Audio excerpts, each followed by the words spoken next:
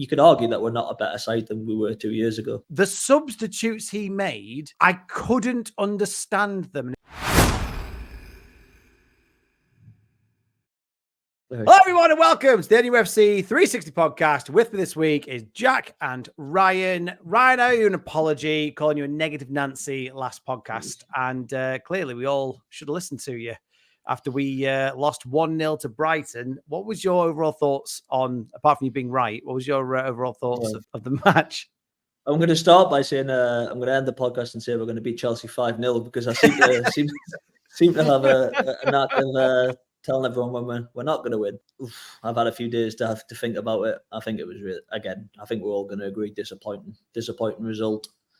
Indifferent performance again. You know, it seems to be a common theme where we seem to come out the blocks all right, first 15, 20 minutes. Thought we started really well. I think, you know, probably the first half an hour was probably our best half an hour of the season in terms of we were all over them, weren't they? They couldn't get out the half for the first 20 minutes. Same patterns really, isn't it? You know, we can have a lot of the ball, but we can't seem to break down a low block. Touch we had in front of goal in terms of we were so free scoring last season, that just seems to have abandoned us. I mean, you know, we're getting into all right positions, but the final ball is just so poor. Kind of a sign of, I think we've had a couple of poor windows, especially the summer window, and I think we're starting to see, unfortunately, you know, that we are falling short in certain areas. Yeah, so I think how maybe, you know, he's players like, I don't want to single out Murphy, for example, but I will. I think, you know, he was just horrendous, wasn't he? I mean, he just slowed everything down. His final ball was so poor. He kept giving the ball away. And, you know, I think we were talking about it off camera, Mark, but there was one time where, you know, we're probably a 4-on-2, 4-on-3 break. Isak does well, passes the ball out wide, and he just stops. His first instinct is to stop, run into the space, and, you know, and keep going. But I think also as well, you know, it's easy to target Murphy, because that's typically what happens, right? It's your Murphys, your Longstaff, your Almirons, your Burns that get targeted. But the fact of the matter is our main players, our key players have been nowhere near the levels that they should be at. Yeah. Whether that's down to the manager, whether that's down to tactics, whether that's down to confidence, I don't know. But as much as Howe's taking a lot of stick, and he obviously has to take some of the blame in the fact that we're not consistently getting to the levels, and we haven't been for a while now, let's be honest, the players also have to take some of the blame as well, because I think, you know, Bruno's, your Joe Lintons, your Isaks have been miles off the pace.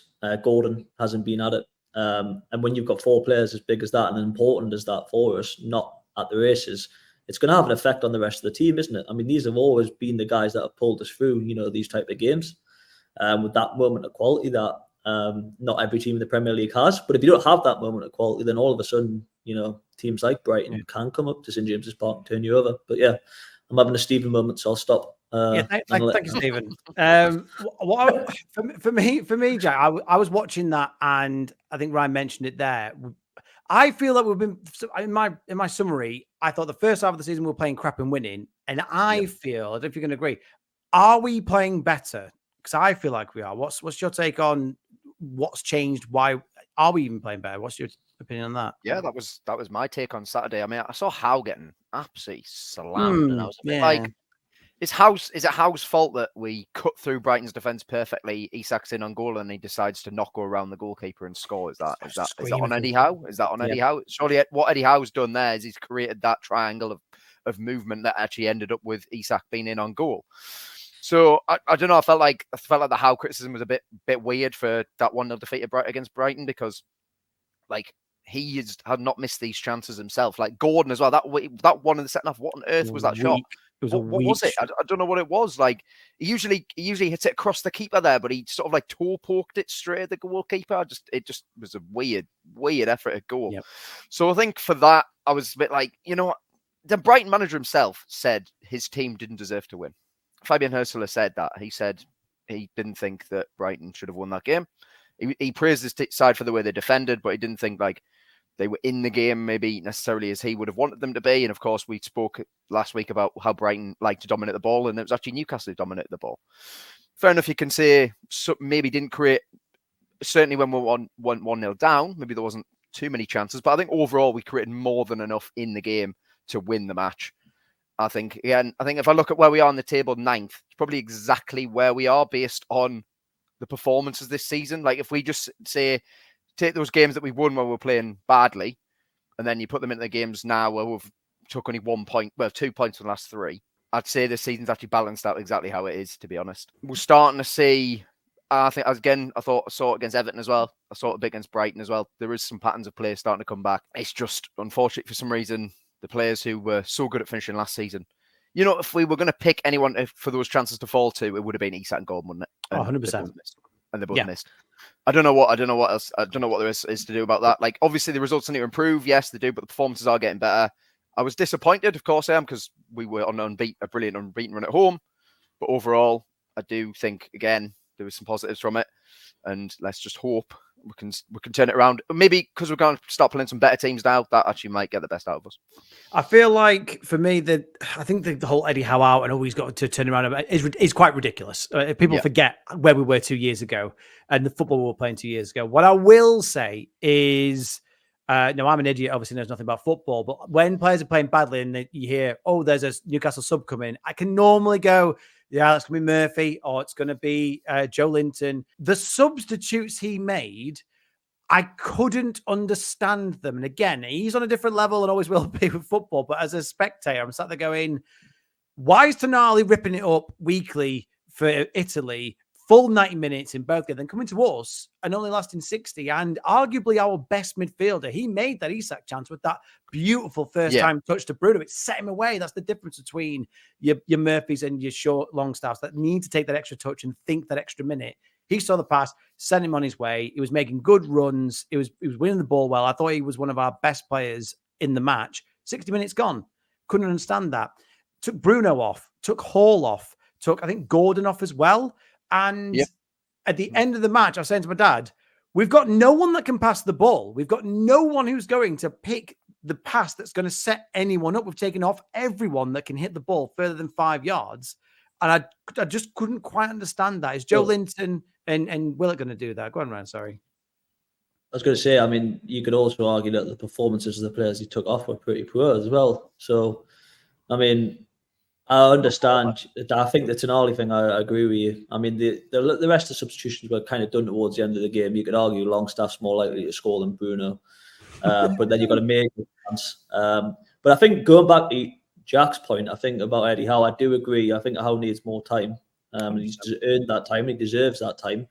But, we're saying we're balanced out and we should be 9th in the table. But is that good enough, really? I mean, with the squad that we've got. And I think the thing for me is I don't know what it is. Something just doesn't feel right. The players aren't finding the levels. And again, is that on the manager? Because we praised Howe so much when he brought the best out of these players in the first place. But now he's not getting the most out of his best players. So that, in that sense, maybe there should be some fingers pointed at the manager. And I just don't. When was the last time we went on a consistent run, really, of good form? I think this whole year, I think we've been pretty sketchy the whole year, to be honest with you. I think we're getting easier to play against, and teams are starting to work out how to beat our press. We'll play that flat midfield three, and once you feel that flat midfield three, there's a massive gap. Teams are getting through us pretty easily. We're conceding some pretty weak goals as well, despite our dominance in these games. I don't think Howe should be bulletproof in this, and I don't want to see him go. And I think, you're right, the reaction's been over the top. And that's modern day football now. You know what I mean? You lose a game at home and then people are calling for the sack, which is just, ridiculous. But I think things need to improve. And part of that does come to Howe. Corners as well, absolutely rubbish. In fact, I was going as far as saying shit. Complete waste. No, where's the corners, the routines, the excite, the things we were seeing at the start of the rain, where there was at least a bit of creativity in there. There's not. He just floated it in. It's like watching Osun Depardieu again, where you used to just float the ball to Williamson or whatever. It's just, where it's going before it's even been hit, don't you? Where there's no, it's just too predictable. And I think that's kind of the topic across the board. I think we're a bit too predictable at the minute. I think it's upsetting when you see the goal against Arsenal that Bournemouth scored, that corner routine. If you both saw it, it was just a wonderful routine. I think routines in football, because it's so hard to do, when they come off like that, that was a thing of beauty. What would you say we're missing then? What would you say overall is missing from the performances? Is it just that right winger position? Is it the depth in the squad? What is it that is missing, in your opinion, Jack? Yeah, I think that's fair enough. I mean, to be honest, again, I was looking at the subs and so Barnes come on for Murphy and Willock come on for Tonali. And then at the end, at the end, it was Almiron on for Bruno, Longstaff on for Gordon, and Asula on for Hall. Jesus. Which is clearly, that is clearly just right. We just need to get that. Honestly, I think that's almost just like Almiron coming on for a bit of pace.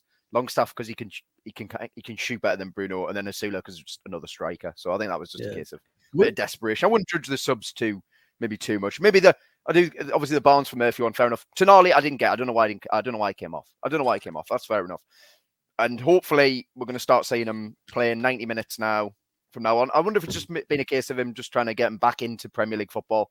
Yeah. Just to be fair, he's not played it for so long. Yes, I know he's playing international football for Italy, 90 minutes, blah blah blah. International football is very different to Premier League football. And as much as like he was playing really well, and I think that was probably the best he's played because against Man City he was good for a half and then not so good. And then against Everton again, he was good for a half and not so good. But he was good for the whole time he was on the pitch. So, we're starting to see that performance to come back. So let's see what happens with Tonali. I think, again, that'll also help us improve. Like once Tonali and Bruno can start linking up together in midfield, they have the quality to unlock teams. Yeah. And get our better players on the ball. But yeah, I think a major problem, again, it comes back to recruitment. It really does. Like Newcastle in the summer, they've blown the transfer window. Absolutely blown the transfer window. I think we can say that now. Fair enough. Like at the time, I thought it was average, but I look at it now. It wasn't average. It was pathetic. Why have we bought Asula? Why have we bought? I'm not having to go at Asula because I think we needed a third striker. And again, we know Howe likes to acclimatise the players. I get it that Isak is the only fit one, so you'd want to see him play more. But Asula is very, very raw. Let's just give him some time. But again, are we a club that can wait for a player to take that long? But it would have been fine if we'd signed him, sold Wilson, and signed another striker, which is what we should have done. Yeah, which is what we also should have sold Trippier because again, people think that he maybe makes the team better in certain ways, but ultimately his legs are going, his value is dropping. We'll not be able to get any money for him very, very soon. I think it just comes down to recruitment. We've just now got to get through to January, spend a lot of money on a right winger, and then let's just see where we go in the second half of the season. I think I've seen enough in the performance to suggest we'll be at least in the top 8, top 10 come January, and then from there we can push on. And if we don't make Europe from that point, then you can blame Howe. At this point, I think we're going to take the view of the recruitment was poor, they left the squad not in the right position. Newcastle's right wing is the same right wing as well when Rafa Benitez was manager. Do you know what I mean? And Almiron wasn't even a right winger then. He was on the left. That's my view on it at the moment. I think I am seeing signs of improvement in the way we're playing. Yes, we're still defensively conceding some rubbish goals. I mean, that goal, that was rubbish. That was rubbish. Soft. I don't know what happened there. But overall, that's sort of how I say it, to be honest. I think that it's all about the recruitment in January. Got to sign a right winger in January. Yeah. If we did what we wanted to do in January, in the summer, would Mark Gahey have made any difference in that match against Brighton? Is that what we're missing? And that's the thing that's scaring me. And I'm thinking, would he have made a huge difference? Is that what we're missing? A bit more of a ball playing centre back? I mean, he would probably make a difference. I mean, I think Burn's the best player this season, to be fair. Shaw, brilliant on the ball. I think he can be a little bit suspect defensively at times. I think he got done far too easily by Welbeck for that goal. And Burn was horrible for that goal as well, by the way. Burn was as well. And so was the whole Tino was as well. Tino was caught. Hall was the only one who nearly saved it. Hall nearly saved it. I just think the right winger is just such a pressing issue. And I think everyone's screaming out for it. And I just think, as Jack says, the recruitment was just horrible. It was a horrible window. And I actually think, looking at it now, and some people might argue, I don't think the recruitment's been very good for the last year and a half, really. I actually think we were a better team 2 years ago than we are now. I think if you look at our players are 2 years older, so your Trippiers, you had Almiron in a purple patch. I know we're riding a massive momentum wave and all that sort of stuff, and it does have to come crashing down eventually. The manager's done a great job, and like Jack says, he needs to be backed and he needs to be given the players that he wants in order to keep doing a good job. But I think it kind of shows that, recruitment-wise, we need to improve. We missed a trick not signing a right winger because we're going to be charged through the roof in January. Not many clubs are going to want to sell their best players in the middle of the season. He used to, plenty of fancy in Mbeumo. Why Brentford are never going to sell Brian Mbeumo in January, and he'll end up at Liverpool or Arsenal anyway in the summer. and it leaves your options very limited. So I think I do worry that we've had a pretty easy run up until now, to be honest. So I'm going to take the other side. I worry that although we do tend to step our game up against better sides, I do worry that things are going to get worse before they get better, in my opinion. I think we've got a bit of a tough run coming up. We've got Chelsea and Arsenal in the next 2 league games. We're sitting in 9th, but we're actually only 4 points off 16th at the same time as well. So, things change very quickly. And I hope it goes the other way. And I think we're a better squad, obviously, than what we're showing. And we do have ability in the squad still. And we can win any game on our day, especially at home. But yeah, I just think something not quite clicking and not quite right. It's nearly there, but it's not there. And that's what's concerning me. We've had eight games now, and we haven't really seen a good 90 minutes yet, have we? To summarise, Ryan thinks we're getting relegated. I don't think we're not that, but I'm just saying, I think obviously, there's pressure on. I agree. You're right. We haven't been consistent for a 90-minute spell. 30 minutes here and there, and then completely agree. But there is some good news. We today, I believe it was today, have extended Gordon's contract. I'm a bit okay. He's already our player. How long? Do you need to know how long did he have left on his current deal? I think he only had 2-3 years left, actually. I think. No, I mean, so he signed in January 2023. I assume he signed a 5.5-year contract. That's usually what they do. So, I don't. It's not. But it wasn't about. To be fair, this contract's not about the length of it. Not many contracts are about the length of it anymore. Like the length of the contract means nothing apart from until you get to the last year. That's when it means something. So the length of a contract means nothing. What this was about was giving Gordon the pay rise. It makes him one of the highest earners at the club now. And also basically telling him that, you are a key part of the project.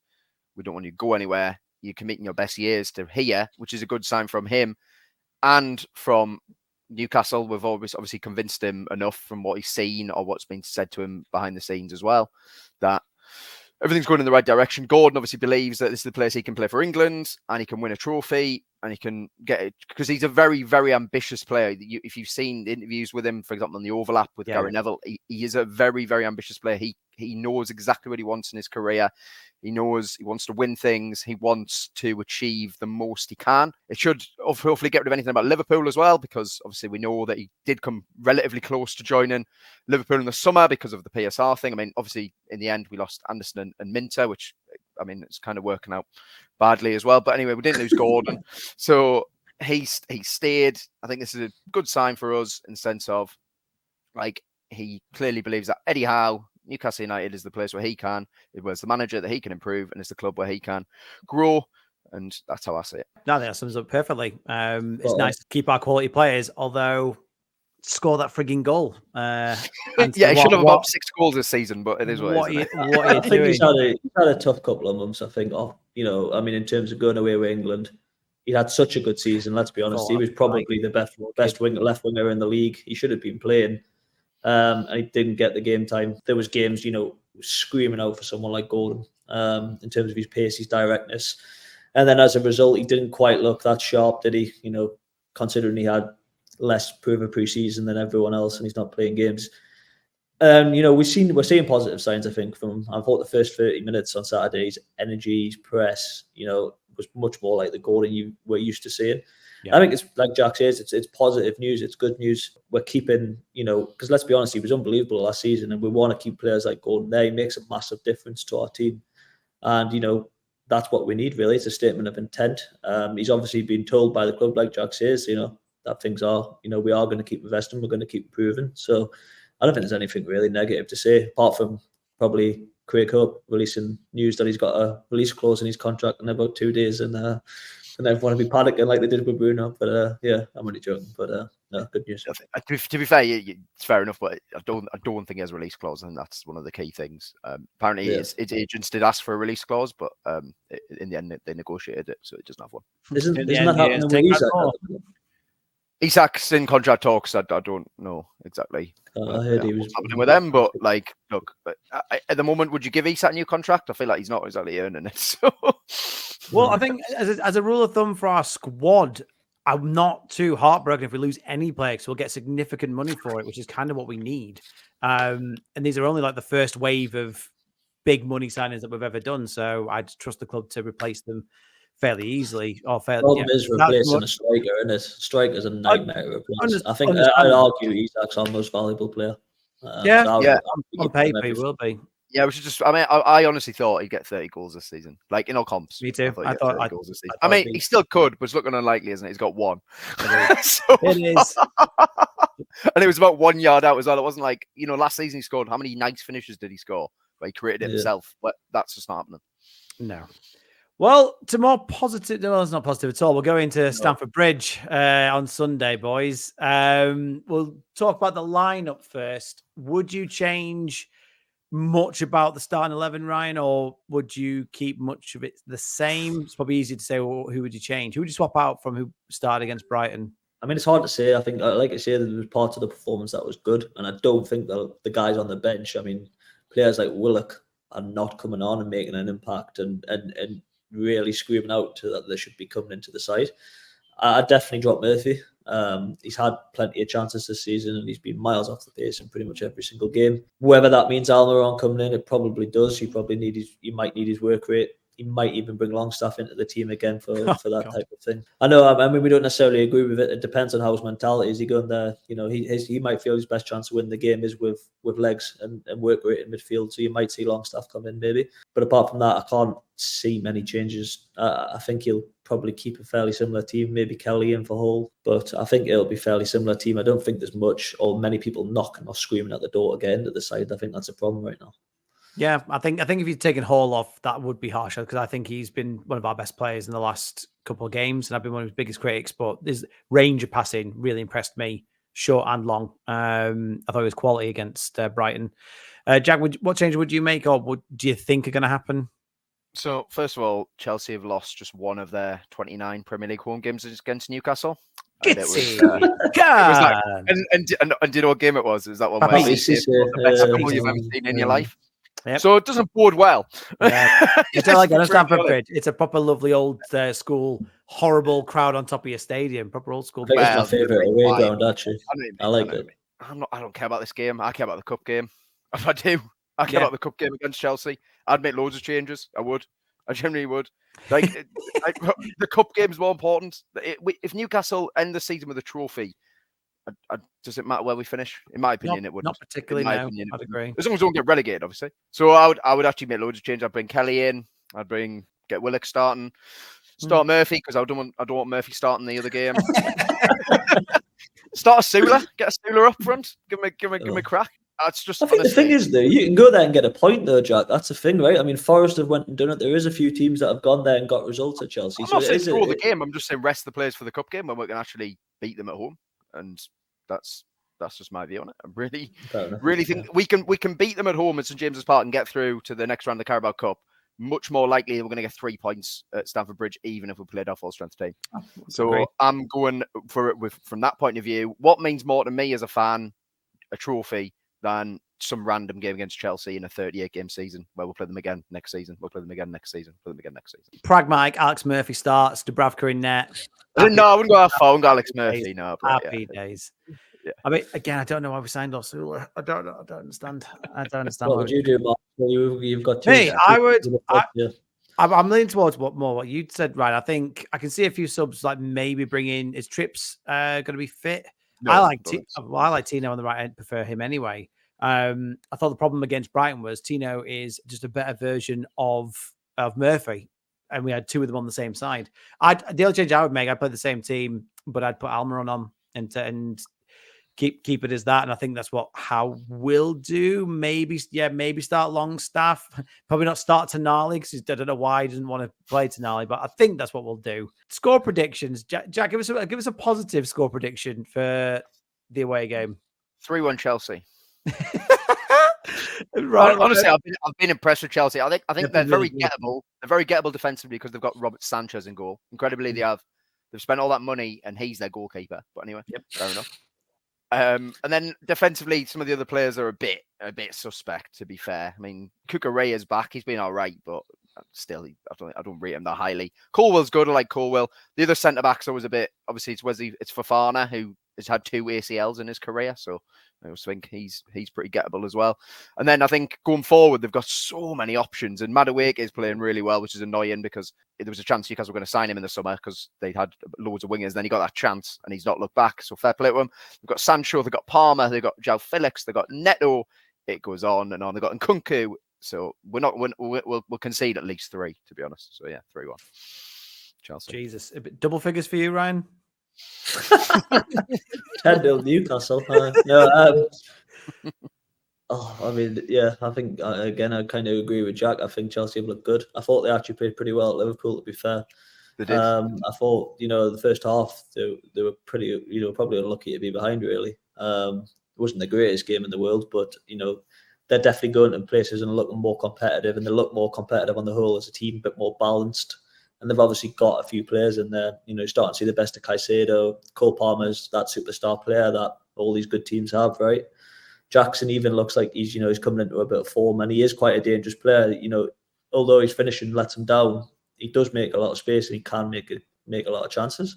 Yep. And I do worry about our centre backs. A bit slow up against a pacey guy like that.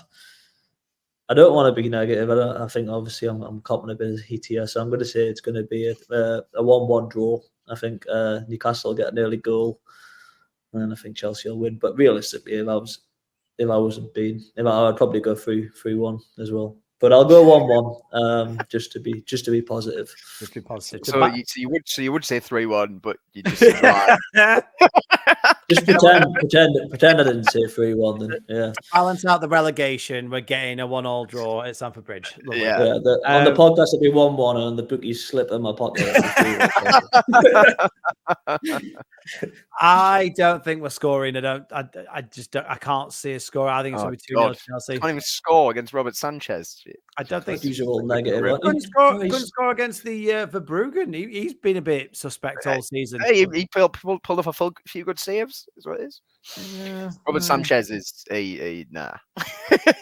Yeah, he's bang average. He's absolutely bang average. Liverpool have got Mamadashvili that on their books, haven't they? On loan. That's the sort of play they should have been going for, Chelsea. But never mind. They've got a child in charge of their transfer policy. But yeah, gentlemen, thank you very much. If you made it this far, everyone, like, share, and subscribe. Comment below your score prediction, and if we're getting relegated.